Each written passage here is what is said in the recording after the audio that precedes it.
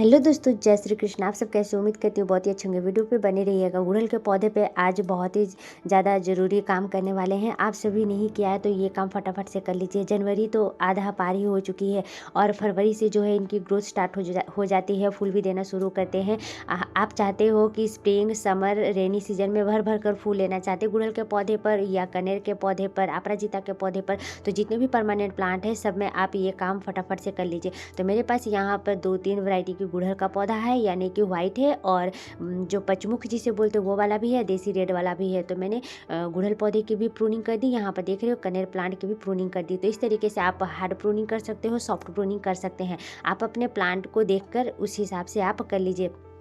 तो यहाँ पर जो है जितने भी प्लांट है मेरे, सबको मैंने प्रूनिंग कर दिया है। अब इनको देखिए बहुत ही ज़्यादा पावरफुल वाला इनको खाद चाहिए तो वो भी देना पड़ेगा। और देखिए दूसरा बात हमें ये भी करना है, मान लीजिए आप किस तरीके से रूट बाउंड हो चुकी है गमले में, यानी जड़ बहुत ज़्यादा फैल चुके हैं मिट्टी में।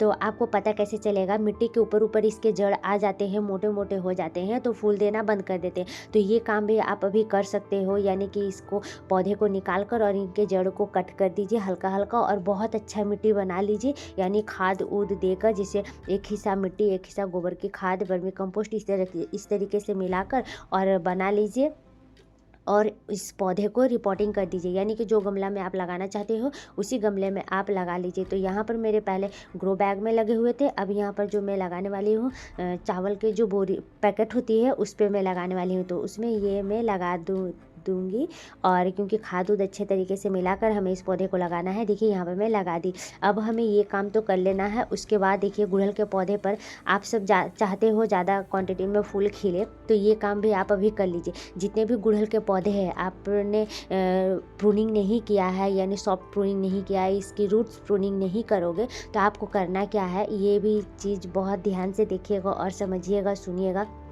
जितनी आप ऊपर के ब्रांच को कट करते हो उतना प्लांट आपका घना होता है, उतने ज़्यादा फूल भी आप पा सकते हैं, यानी जितनी टहनी उतनी ज़्यादा फूल। तो गुड़हल के पौधे पर देखिए कैसे फूल लेना है। आप सभी इस वीडियो पे बने रहिएगा, आप सभी को पता चल जाएगा। तो आज जो है मेरे गुड़हल के पौधे पर बहुत ज़्यादा फूल खिले हैं, बहुत ज़्यादा खिलते भी हैं हमेशा। तो मिनीचर गुड़हल है, आपने नहीं लगाया है तो लगा सकते हो लाकर, अभी भी नर्सरी में अभी भी मिलते हैं। गुड़हल के पौधे पर हमेशा सालों साल फूल देता ही रहता है। सिर्फ जो ठंड जो जब ज़्यादा पाले गिरते हैं उस वक्त फूलों का साइज जो है थोड़ा छोटा हो जाता है। आप बराबर खाद देते रहते हो तो कभी भी फूल देना बंद नहीं करते हैं और बिल्कुल ऑर्गेनिक तरीके से हम आज इसमें खाद देने वाले हैं। तो देख रहे जितनी भी ब्रांच है सब में कलियां बनी हुई है, नए नए फुटाव हैं, फूल इतने सारे खिले हुए हैं, कम से कम 5-6 फूल तो खिले ही हुए हैं। हर ब्रांच पर आपको कलियां नज़र आ रही है। आपके प्लांट पर ग्रोथ नहीं हो रहे, आपके प्लांट पर फूल नहीं खिल रहे हैं। आप दिन भर की धूप में रखा करो, जितनी धूप दोगे अपने पौधे को उतने ज़्यादा फूल खिलेंगे। टाइम टू टाइम इनको लिक्विड फर्टिलाइज़र दीजिए, हर 10 दिन में दीजिए, 15 दिन में आप इन पे गोबर की खाद दीजिए, आपके पास जो भी खाद है वो दीजिए। कम से कम गुड़हल के पौधे को देखिए 12 से 15 इंच के गमले में लगाना चाहिए। हर 15 दिन में इनको गुड़ाई करना चाहिए। गुड़ाई करने से हमारी मिट्टी की जितनी भी हल्की जो हो जाती है, हल्की हो जाती है। जब हम पानी दे देकर उसको मिट्टी को बैठा देते हैं, यानी गुड़ाई नहीं करते तो मिट्टी बैठ जाती है, इनके जड़ में हवा नहीं लगते हैं। तो इसलिए गुड़ाई करना बहुत ज़रूरी है हर 15 दिन में। आप इस तरीके से अपने पौधों का ध्यान रखें। देखिए जहाँ जहाँ पर ग्रोथ हल्की हल्की नज़र नहीं आ रही है वहाँ पर भी ग्रोथ होने लगेंगे। इसमें जितनी भी छोटी बड़ी आपको नज़र आ रही है ग्रोथ, तो उसमें भी कलियाँ बने हुए हैं। तो आप चाहते हो अनगिनत कलियाँ आए, अनगिनत फूल खिले। आप देख रहे यहाँ पर कलियाँ गिनते थक जाओगे, इतनी सारी कलियाँ हैं, फूल भी इतने सारे हैं। तो इतनी छोटी सी गमले में भी हम बालकोनी गार्डन में भी इतनी अच्छी उम्मीद कर सकते हैं। सिर्फ 4 घंटे की धूप है, बालकोनी गार्डन है, फिर भी हम इतने सारे फूल ले सकते हैं। वो भी मेरा देखिए ये 10 या 12 इंच का ही गमला है, ज़्यादा बड़ा गमला भी नहीं है। मैं हमेशा इसमें जो है केले का छिलका डालती रहती हूँ। जो भी मेरे घर पे आते हैं मिट्टी को साइड करके केले के छिलके कभी डाल देती हूँ और या तो फिर कभी मैं खाद देती रहती हूँ। जितने भी दाल चावल के जो पानी होते हैं धोते हैं, जो किचन से हम लोग खाना बनाते हैं, कभी भी मैं नहीं फेंकती, हमेशा मैं अपने प्लांट को ही देती हूँ, क्योंकि उसमें भी बहुत सारे नाइट्रोजन पोषक तत्व, फास्फोरस, पोटासियम होते हैं हमारे दाल चावल के पानी में। तो सारे पौधे में मैं इस्तेमाल करती हूँ।